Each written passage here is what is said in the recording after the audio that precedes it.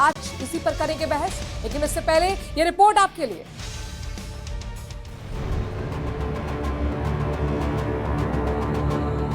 Vote चोरी के आरोप का मुद्दा कांग्रेस लगातार उठाती रही है। बिहार चुनाव में हार को लेकर कांग्रेस लगातार बीजेपी पर आरोप लगा रही है। इधर बीजेपी इसका जवाब अंता के नतीजों से दिया है। बीजेपी प्रदेश प्रभारी राधा मोहन दास ने जयपुर में कांग्रेस के आरोपों पर पलटवार करते हुए कहा, जो लोग बीजेपी में वोट चोरी का आरोप लगाते हैं उनके मुँह पर ये तमाचा है। तो जो लोग भारतीय जनता पार्टी पर वोट चोरी का आरोप लगाते हैं, अंता चुनाव उनके गाल पर एक बहुत बड़ा और झन्नाटेदार तमाचा है। यह भारतीय जनता पार्टी के सिद्धांतों की जीत है कि हम लोकतंत्र में विश्वास करते हैं। एसआईआर के मुद्दे पर प्रदेश प्रभारी राधा मोहन अग्रवाल ने कहा कि कांग्रेस पूरी प्रक्रिया को पढ़ ले। एसआईआर में बहुत पारदर्शिता है। चुनाव आयोग के हस्तक्षेप का इसमें कोई विषय नहीं है।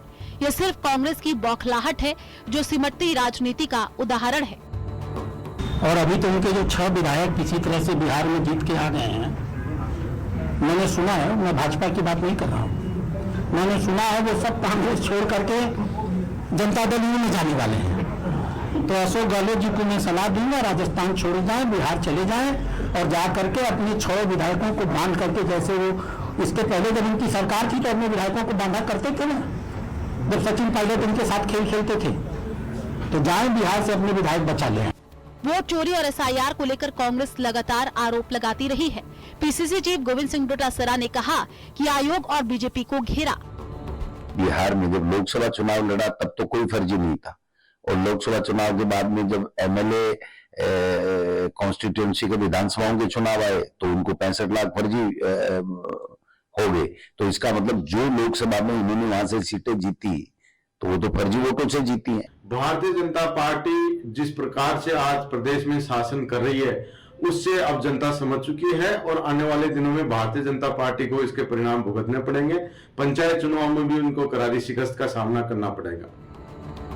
वोट चोरी का मुद्दा कांग्रेस जोर शोर से उठाती रही है, लेकिन अंता के चुनाव में जीत के बाद कांग्रेस के पास कोई ऐसा मुद्दा नहीं है। अब कांग्रेस एसआईआर के जरिए मुद्दा उठा रही है, लेकिन यह मुद्दा ग्राउंड पर कितना दिखेगा ये देखने वाली बात होगी।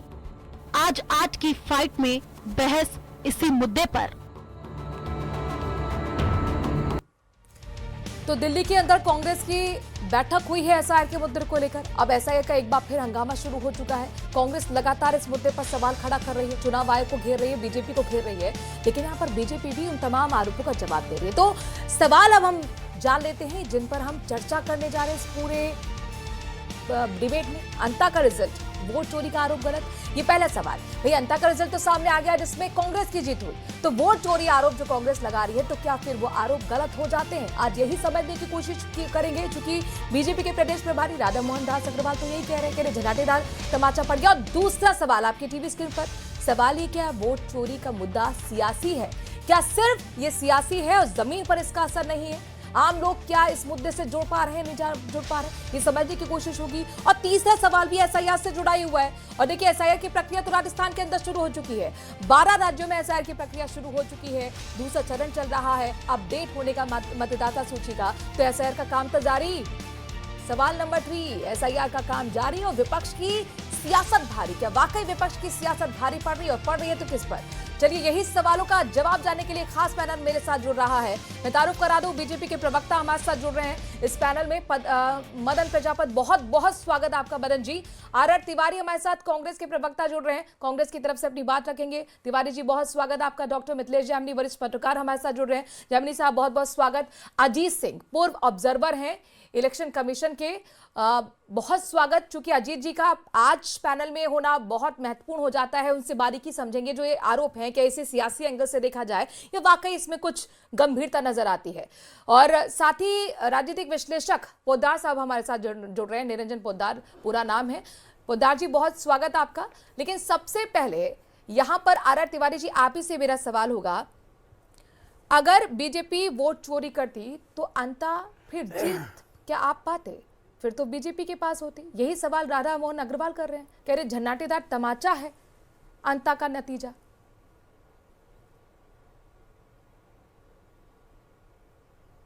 मनु, मैं ये कहना चाहता हूं, लाखों दर्शक जो देश के सबसे प्रतिष्ठित चैनल है 18 के न्यूज 18 के दर्शकों को कहना चाहता हूं, राधा मोहन जी और राधा मोहन जी जैसे सारे भारतीय जनता पार्टी के बड़बोले नेताओं ने तो वहां पर अंता में दिखाया है कि बड़बोले नेताओं की जनता नब्ज को जानती है और नस को दबा देती है, नसबंदी कर देती है।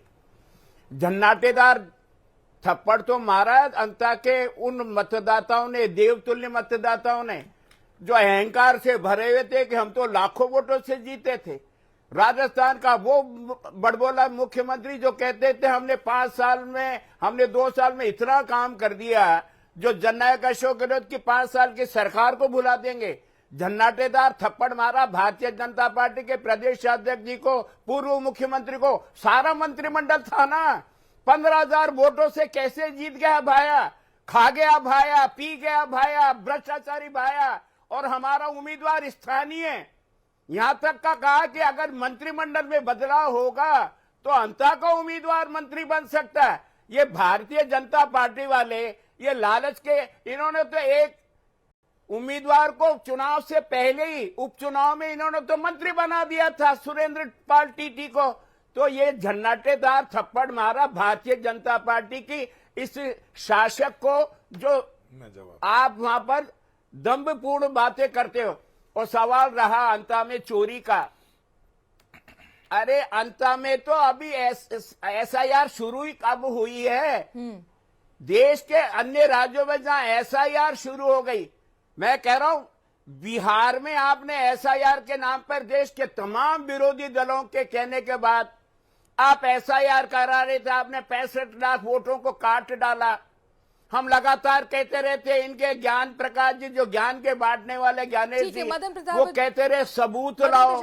सुप्रीम कोर्ट में ये वाद चल रहा है। मैं कह रहा हूं कि सुप्रीम कोर्ट में जब चल रहा है तो आप एसआईआर क्यों लागू करना चाहते हो? वोटों की चोरी पूरे देश और दुनिया ने देखी है कि बिहार के चुनाव में 90% का स्ट्राइक भारतीय जनता पार्टी का, 90% स्ट्राइक जेडीयू का। कहां से वोट आ गए? वोट ज्यादा आता आरजेडी को, सीटें आती है 25। 90 लाख का वोटर अपने वोटरों को ले जाता 85 पे। ये सीधे वोटों की चोरी है या नहीं है? कहां से आ गए? जब दिन दहाड़े पटना की धरती पर डॉक्टरों को मारा जाता, व्यापारियों को मारा जाता, फिर मतदाता को कहां से वोट पड़ेगा? मदन जी को जवाब देने दीजिए। मनुश्री में मैं जवाब दे देता हूं। मैंने बड़ी शांतिपूर्वक आर तिवारी जी को सुना है, क्योंकि मैं भी उम्मीद करता हूं कि डिबेट की गरिमा को बना के आर तिवारी जी भी पेशेंसफुली और शांतिपूर्वक मुझे सुन ले, अगर इनमें क्षमता हो तो। कांग्रेस का दोहरा चरित्र और दोहरे चरित्र में डबल चेहरा दिखाने वाली कांग्रेस का चेहरा साफ नजर आ गया। एक तो अभी अभी तिवारी जी ने एक शब्द बोला है कि हमने कहा कि भाया भ्रष्टाचारी है। हमने नहीं कहा तिवारी जी भाया भ्रष्टाचारी है। आपके खुद के पूर्व विधायक कांग्रेस के वरिष्ठ नेता भरत सिंह कुंदनपुर जी ने कहा था, और ये नारा भी भाया का ही दिया हुआ। आप जवाब दीजिएगा, सुन लीजिए, कि आयो रे आयो, भाइयो आयो, एक तो पूरा गांव खायो। ये नारा उन्हीं का है।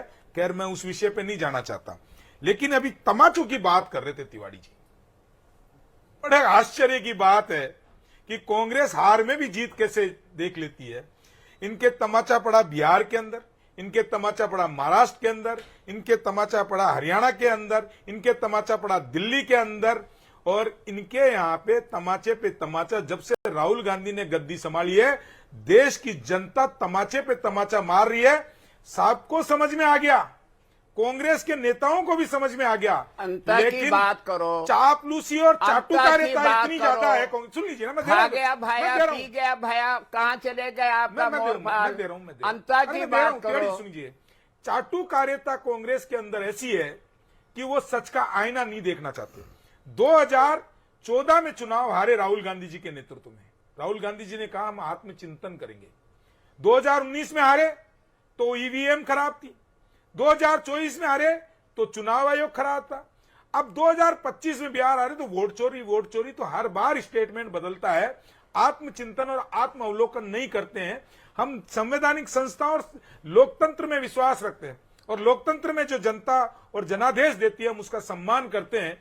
ये कांग्रेस नहीं कर सकती है, क्योंकि कांग्रेस एक परिवारवाद जो चलता है उसके माध्यम से 29,000 करोड़ रुपए बांटे हैं आपने मदन जी, 29,000 करोड़ अभी सुनो, 29,000 लोगों को आपने जीविका दीदी के नाम पर सीधे सीधे घूस दी लगातार सितंबर से नवंबर तक। आप बोल रहे, आप मेरे को मालूम है ना, चुनाव में आपने घूस दी, अप्रत्यक्ष रूप से घूस दी, कैसे जीत गए?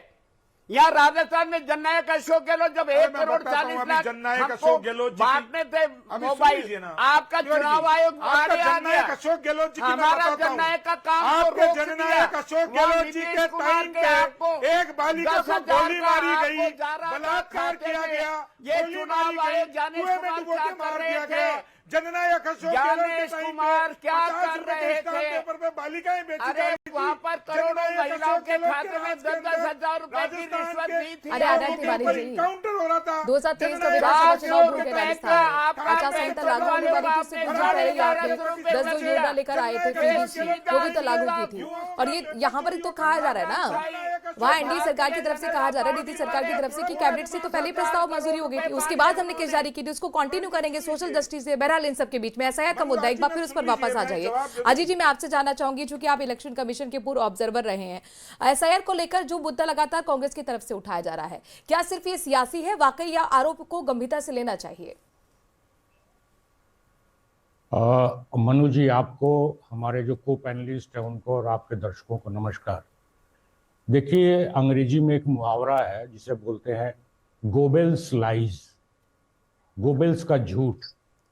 गोबेल्स जो था वो हिटलर का इंफॉर्मेशन ऑफिसर था और उसका एक सिद्धांत उसने प्रतिपादित किया था कि अगर एक झूठ को आप 100 बार 1000 बार बोलोगे तो आम व्यक्ति जो है उसे सच समझने लगेगा। जो फांसीवादी पार्टियां और समूह होते हैं, जैसे कि कम्युनिस्ट पार्टी हुई, वो इस सिद्धांत को बहुत एक हथियार के रूप में यूज करने के लिए उनकी इसमें निपुणता होती है, बहुत एफिशिएंट होते हैं इसमें।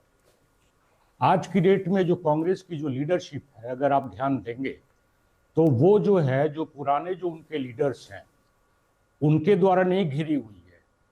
ये जो स्टूडेंट फेडरेशन ऑफ इंडिया और कम्युनिस्ट पार्टी के जो लोग थे, उन लोगों ने राहुल गांधी की सलाहकार ग्रुप का पूरा कंट्रोल रखा है। जैसे कि कन्हैया कुमार जी हुए, जेएनयू के हैं, एसएफआई। आपके जो बिहार में इंचार्ज थे, जिनको कि हटाना पड़ा था, लोग उनको मारने के लिए दौड़े थे एयरपोर्ट पे, कृष्ण अल्लावरू जी। बिहार में जो कांग्रेस लेजिस्लेटिव पार्टी के लीडर हैं, शकील अहमद जी, ये तीनों हमारे जूनियर हैं जेएनयू के, मैं भी जेएनयू का पढ़ा हुआ जी। तो जो राहुल गांधी जी जो हैं, इन कम्युनिस्टों से गिरने के बाद गोबेल्स की सिद्धांत पे चल रहे हैं कि 100 बार झूठ बोलेंगे तो लोग उसे मानने लगेंगे। ठीक है, निरंजन पोद्दार जी, क्या यही कांग्रेस कर रही है? आप इस इत्तेफाक रखते हैं अजीत जी की बात से, कि एक झूठ को लगातार बोलते रहे तो कम से कम सामने फिर एक परसेप्शन क्रिएट हो जाएगा, वही परसेप्शन क्रिएट करने की कोशिश है क्या पोद्दार जी?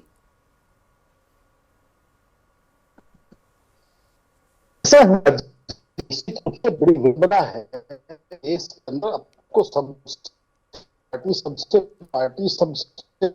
पोद्दार जी, आपकी आवाज सही तरीके से नहीं आ रही, मैं फिर से वापस आपका रुख करूंगी, लेकिन उससे पहले मिथिलेश जैमनी जी, यही सवाल मेरा आपसे है, क्या यही हो रहा है कि हार के असल कारणों का मंथन नहीं किया जा रहा है और एसआईआर का एक हवा फैलाया जा रहा है? लेकिन क्या ये सेल्फ गोल कांग्रेस नहीं कर रही है? बिहार में तो एसआईआर का मुद्दा वहां पर जनता ने नकार दिया, उसके नतीजे बता रहे हैं। देखिए, एक नारा चल रहा है, ना तूफान ना आंधी, कांग्रेस को डुबोएगा राहुल गांधी। तो वही हालात है कांग्रेस के कि जो मुद्दे बनाए हैं तमाम वोट चोरी के, आप बिहार के चुनाव से पहले प्रेस कॉन्फ्रेंस करते हैं और हरियाणा का उदाहरण देते हैं कि इस मकान में इतने वोट हैं, और पता चलता वो मठ है और वो अपने जो स्वामी होता है उसको फादर की जगह लिखाते हैं। तो ऐसे जो इनके पास सूचना तंत्र है, जो मुझे कहते हैं महाभारत में संजय धृतराष्ट्र का था तो महाभारत कौरव हार गए, अभी संजय इनका तेजस्वी का सलाहकार था तो हार गए। राहुल गांधी का भी एक संजय सलाहकार है, तो ये संजय नाम जिसके साथ लगा है वो डूबता गया है। आम आदमी पार्टी का भी संजय सिंह सलाहकार थे, आम आदमी पार्टी डूब गई। तो कांग्रेस को कहीं न कहीं रिवाइव करना पड़ेगा। लेकिन जो राधा मोहन दास अग्रवाल ने जो बयान दिया वो कॉन्ट्राडिक्टरी दिया है। एक तरफ उनका अहम एक तरफ उनका जो अहम है वो झलकता है, जाएंगे आपके एक तरफ उनका अहम झलकता है कि अंता हम हार गए, बिहार जीत गए, 1-2 सीट जिताते रहेंगे। लेकिन ये भूल गए राधा मोहन दास जी अग्रवाल कि ओम शांति की जोड़ी ने महारानी जो इनकी 2 बार की मुख्यमंत्री है वो और उनके बेटा राजा दोनों को घर बिठा दिया उस हाड़ौती में जिस हाड़ौती में गढ़ था। तो कहीं न कहीं जो गोविंद सिंह डोटासरा का बयान है कि गलती से 120 वोट कम आ जाते तो शायद आज बीजेपी चुनाव तो किसी को सियासी मुंह उलटफेर दिखाने का गेम लगे। है ना सर, लेकिन आर.आर. देखिए, तिवारी जी इसका सियासी जवाब उलटफेर का दीजिए। गेम नहीं है। यहाँ पर सियासी हार का उलटफेर का मंथन गेम न नहीं है, करके मनु जी। रणनीतिकार या सुझावकार जो भी आपके मनु हैं जी। वो किस तरीके से अपनी रणनीति बनाए ताकि जनता के आप करीब आ पाए, कांग्रेस पर भरोसा आप जीत पाए। आप एसआईआर के मुद्दे को नहीं छोड़ रहे हैं। आर.आर. तिवारी मनु जी, जी, ऐसा पहली अशोक मैं आऊंगी गहलोत सर, जी को मिथिलेश जी मैं मैं आपके पास आऊंगी, मुझे सबके पास जाना है सर। डिबेट में फिर नाराज हो जाते हैं लोग, कहते हैं कि हमें मौका नहीं मिला। आर.आर. तिवारी जी, कोई पहली बार तो हो नहीं रहा है सर, सुप्रीम कोर्ट भी बात कह चुका है कि पहली बार नहीं हो रहा है। जो कमियां आपने बताई, आप कोर्ट गए, उसमें सुधार हुआ, आधार कार्ड को इन्वॉल्व कर लिया गया डॉक्यूमेंट में, फिर क्यों हो हल्ला? तिवारी जी, मनु मदन जी मैं आऊंगी। सवाल ये नहीं है, राजस्थान में एसआईआर जो शुरू की है 4 नवंबर से 4 दिसंबर तक, कांग्रेस पार्टी के बीएलए घर घर जा रहे हैं। बीएलओ अपने घर के बाहर निकल नहीं रहा। फार्म बांटने की जिम्मेदारी बीएलओ को कि हर मतदाता के घर जाओगे। शिकायत आ रही कि बीएलओ करा, मैं यहां पर बैठा हूं, आकर के ले जाओ। और फिर आपने मैपिंग का जो साल चुना है 2002 पूरे देश में, अरे कई लोगों का तो मैपिंग में नाम ही नहीं है, कैसे काटना चाहते हो? ये जो नाम काटने की प्रक्रिया 2002 का जो आपने आंकड़ा पकड़ा है, ये कैसे पकड़ा, किसने पकड़ाया, कैसे आप कर रहे हो? लाखों मतदाताओं को काटने का सुनियोजित षड्यंत्र है। राजस्थान की कांग्रेस का एक कार्यकर्ता सजग है, भारतीय जनता पार्टी के इस षड्यंत्र को पूरा नहीं होने देंगे। और फिर मैं कह रहा हूं, अगर राहुल गांधी अगर कहीं कुछ कह रहे हैं, महाराष्ट्र में चोरी हुई, फर्जीवाड़ा दिखाया हमने, उदाहरण सही जवाब दूं, हरियाणा के 25 लाख फर्जी वोटरों को दिखाया। मैं कह रहा हूं बिहार के चुनाव ने सिद्ध कर दिया कि धनबल के आगे, ज्ञानेश जी के आगे तमाम पार्टियां चारों खाने चित हैं। अजीत जी, आर.आर. तिवारी कह रहे हैं कि भैया प्रेस कॉन्फ्रेंस राहुल गांधी से मैं आऊंगी, मिथिलेश जी मैं आपके पास आऊंगी, पुदर के पास मैं आऊं क्योंकि मुझे लग रहा है उनका कनेक्शन ठीक होने वाला है। लेकिन अजीत जी मेरा सवाल है, अरे मदन जी मैं आपके पास आऊंगी, एकदम कोई भी जंप नहीं करेगा। आर.आर. तिवारी जी कह रहे कि देखिए हमारा प्रेस कॉन्फ्रेंस राहुल गांधी ने की, बकायदा हमने दिखाया आंकड़ा कि ऐसे ऐसे हुआ महाराष्ट्र के अंदर, हरियाणा के अंदर, क्या ये सर वोट चोरी संभव है? नहीं, देखिए न तो इसमें तथ्य है न तर्क है। जैसा कि माननीय जेमनी साहब ने भी बताया था कि राहुल गांधी जी जो बातें कही, जो डेटा दिया था वो डेटा अगले दिन जो है गलत हो गया था। और अगर सचमुच में तिवारी जी जो कह रहे हैं और राहुल जी जो कह रहे हैं अगर वो सही है, तो आज तक न तो उन्होंने इलेक्शन कमीशन के सामने न ही किसी न्यायालय के सामने इसके बारे में कोई शिकायत अपील की है। तो इससे स्वतः ही साबित हो जाता है कि ये जो कह रहे हैं। ठीक है, आर.आर. तिवारी जी, हरियाणा का एग्जाम्पल जो दिया गया था, जो मॉडल थी दूसरे देश की, तो अगर ऐसा सब कुछ हुआ था तो आपके पोलिंग एजेंट, काउंटिंग एजेंट कहाँ थे? तब आप कोर्ट जाते। जब चुनाव बीत गया, बिहार का चुनाव आया, उससे पहले आप हाइड्रोजन बम के रूप में इसे सामने ला रहे हैं। ये सूचियां भारतीय चुनाव आयोग ने मिथिलेश जी इसके बाद मैं आप ही के पास आ रही हूं। कांग्रेस ने नहीं बनाई मतदाता सूचियां, भारत का निर्वाचन आयोग बनाता है। ये फर्जी सूचियां लेके आए, वहां पर रहने वाले है ही नहीं, वोट कहां से डल गए? अरे विदेशी मॉडल का नाम आ गया। ठीक है, मैं कह रहा हूं, ठीक है, मिथिलेश जी कुछ जोड़ना चाह रहे हैं, मिथिलेश जी जोड़ना चाह रहे हैं। ठीक है आर.आर. जी, ठीक है सर, ठीक है सर, ठीक है सर। किसी विदेशी का नाम, अरे जो आप कह रहे हैं उस पर भरोसा भी तो होना चाहिए ना। बिहार की जनता ने नकार दिया सर इस बात को। ठीक है, ठीक है सर, भारत के निर्वाचन, इसीलिए मैं पूर्व ऑब्जर्वर को बुलाया है आपकी बातों को समझने के लिए। मिथिलेश जी जोड़ रहे हैं, उसके बाद मैं निरंजन जी आपके पास आऊंगी। मनु जी, सबसे इंपॉर्टेंट चीज है कि कांग्रेस में इमोशनल वेव में वर्क नहीं होता। कोई कार्यकर्ता इमोशन वेव से नहीं जुड़ता। एसआईआर का काम चल रहा है, केवल फॉर्मेलिटी अदा हो रही है। उसका रीजन ये कि अशोक गहलोत जी 3 बार सीएम रहे और 3 बार सरकार गंवाई, इसीलिए गवाई की इमोशनल अटैचमेंट नहीं रहा। नरेंद्र मोदी ने एक नया प्रयोग किया कि आप इमोशनल अटैचमेंट रखिए वर्कर का, और यही कारण है कि उनके कार्यकर्ता एसआईआर में जा रहे हैं। कांग्रेसी कितने जा रहे हैं? खुद तिवारी जी बता दें कि कितने कार्यकर्ता एसआईआर में जाते हैं। बीएलओ ने सुसाइड कर लिया, कांग्रेस मुद्दा बनाती ना, कांग्रेस मुद्दा बनाती ना, एक बीएलओ ने सुसाइड कर लिया। आप मुद्दे बनाते नहीं हैं, जनता से कनेक्ट होते नहीं हैं, जीतना चाहते हैं। ठीक है वो तो धनबल पोद्दार से जी को जीत जोड़ना गए चाह रहे हैं। भाई, ठीक है मिथिलेश जी, ठीक है मिथिलेश जी, पोद्दार जी। मनु मैं जवाब दूं? हाँ सर, मैं आऊंगी आपके पास, मदन जी आऊंगी। हाँ, देखिए मनोराज जी, ऐसा है, हमारे यहाँ कहा जाता है कि जब आप गलत बस पकड़ते हैं तो गलत स्टेशन पे पहुंचते हैं। और कांग्रेस की स्थिति यही है, कदाचित वो रोज एक ही पत्थर से बार बार ठोकर खाते हैं। चुनाव हारने के बाद में वो अपने आप की समीक्षा करते नहीं। अरे भाई, आप एक बात बताइए, आपके पूरे भारत में 640 विधायक, 99 आपके सांसद, उनको आप सदन की और उनको आप उनके मजे लेते हुए जब आप ये बात कहते हैं कि वोट चोरी हो गया, ईवीएम खराब है, तो अच्छा नहीं लगता है। पहले आप उनका इस्तीफा करवाइए, 640 विधायक का और 99 सांसदों का, और उसके बाद में कहिए कि जब तक हमें चुनाव आयोग पे भरोसा नहीं होगा, जब तक हमें चुनाव प्रक्रिया पे भरोसा नहीं होगा, हम चुनाव में नहीं जाएंगे। एक बार आप हटके तो दे, ये अपनी वादा तो दिखाइए। लेकिन मनोराज जी, स्थिति क्या है कि जब यूनिवर्सिटी के अंदर चुनाव होता है, वहां कांग्रेस धराशायी हो जाती है, वहां तो बैलेट से जो है वो वोटिंग होती है। जहां निकाय के चुनाव होते हैं वहां हो जाती है, वहां तो मतपत्र से नहीं वोटिंग होती है। लेकिन अब इनको किसी ठीक है, आर तिवारी जी जवाब दीजिए। वहां तो ऐसा ही कि वोट चोरी नहीं हो रही है ना, यूनिवर्सिटी में भी तो आप हार ही रहे हैं। ठीक है मदन जी, मैं आपके पास आऊंगी। आर तिवारी जी से सवाल था, और ये सवाल देखिए मिथिलेश जी का भी था, पोद्दार जी का भी था, पूर्व ऑब्जर्वर अजीत जी को भी हमने बुलाया है। लगातार वो कांग्रेस की रणनीति पर सवाल कर रहे हैं, कह रहे हैं कि आप ना हार की जड़ तक नहीं जा रहे हैं, आप एसआईआर को लेकर बैठ गए हैं। तिवारी जी सर, मैं आऊंगी। मदन जी, मैं जानती हूँ आप बहुत देर से इंतजार कर रहे हैं, लेकिन ये 3 गेस्ट जो हैं पैनल में जुड़े हुए, उनका सवाल आ रहा है तिवारी जी से। तिवारी जी आऊंगी, मदन जी मैं आऊंगी। नहीं, 3 बार मैं कह रहा हूं, निरंजन भाई ने जो आरोप लगाया है, जेमिनी जी ने जो आरोप लगाया, मैं दावा कर रहा हूं, जेमिनी भाई, जयपुर की 8 विधानसभा में कांग्रेस का बीएलओ और कांग्रेस का बीएलए हमारा लगातार काम कर रहा है, चोरी को रोकने की कोशिश कर रहा है। सत्ता हमारे पास में नहीं है, बीएलओ ने छांट के बनाया। एक वो लड़का मर गया, 42 साल का, दबाव है, तमाम बीएलओ पे दबाव है। एक दिन के अंदर 200 फार्म भरे जाए, ये दादागिरी है, फांसीवादी ताकत है। ठीक है मदन जी बहुत देर से इंतजार कर रहे हैं। पोद्दार जी, मैं आपके पास आऊंगी। और बीएलओ की आत्महत्या का जूली का भी स्टेटमेंट इस पर आ गया है, उन्होंने कहा कि चुनाव आयोग ने गलत लाइन ली है, इतना मानसिक प्रेशर नहीं देना चाहिए। पोद्दार जी मैं आऊंगी। मदन जी और पॉइंट। आर तिवारी जी ठीक है। हाँ मदन जी जवाब दीजिए। मनुश्री, अगर आपको पूरा टाइम तिवारी जी को ही बुलवाना। अरे मदन जी, आप अपनी बात रखिए ना, आपके पास में आ रही है सर, पैनल में सबके पास जाना होता है। पोद्दार जी के पास तो मैं बहुत देर बाद गई हूँ, वो तो नाराज नहीं हुए सर, ऐसे नाराजगी से काम नहीं चलेगा सर। हाँ 4 बार आप बोल रहे हैं। ठीक है मदन जी।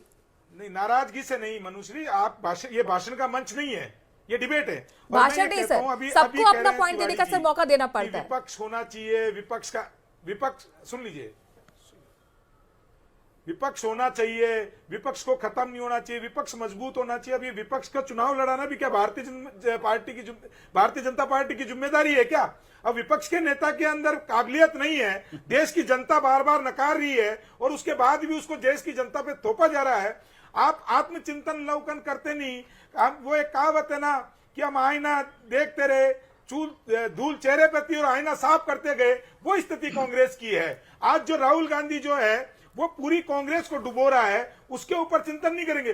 पहले कहा चौकीदार चोर है, न्यायालय के अंदर डांट खाई, फटकार खाई, फिर राफेल का मुद्दा लेके आए, अब वोट चोरी के अंदर भी न्यायालय के अंदर गए, मुंह की खा के डांट खाई, मैं कह रहा हूं, ज्ञानेश जी क्यों नहीं संज्ञान लेते हैं? वो विपक्ष के नेता हैं। अरे राहुल गांधी की देश के विपक्ष के नेता की बात को गंभीरता से ज्ञानेश कुमार क्यों नहीं ले रहे हैं? अगर देश का विपक्ष का नेता कोई सवाल करता है, उसका जवाब देना चाहिए ना। राहुल गांधी कोई सर्वमान्य है क्या? मदन भाई, देश में विपक्ष का नेता प्रधानमंत्री का छाया होता है, छाया प्रधानमंत्री है। अगर विपक्ष को कहीं शंका है, आपको दूर करनी चाहिए। संस्थाएं गांधी परिवार नहीं है, इस देश में अरे लोकतांत्रिक सारी संस्थाओं का संस्थाओं को तो सम्मान आपने करिए। जेब में राहुल डाल गांधी दिया। कोई लोकतांत्रिक संस्था नहीं ये है आई या राहुल मैं गांधी कह रहा कोई हूँ हरिश्चंद्र जब नहीं है। चुनाव आप आयोग सुप्रीम आपके कोर्ट को जेब मानते का नहीं बन हो, गया। चुनाव आयोग को ये मानते ज्ञानेश नहीं हो, कुमार को देश आपने की नियुक्ति संस्थाओं को इसलिए मानते दी नहीं है हो। कि एक वो राहुल गांधी आपका ने कह दिया, पिछलग्गू बन राहुल जाए। गांधी ने बोल दिया। और दूसरा अभी अंता चुनाव और उपचुनाव की बात हो रही थी, बड़े जोर शोर से कह रहे हैं अंता जीत गए। अभी वहां बिहार में तो कह रहे हैं कि जनबल पे धनबल भारी हो गया, फिर अंता में क्या हो गया?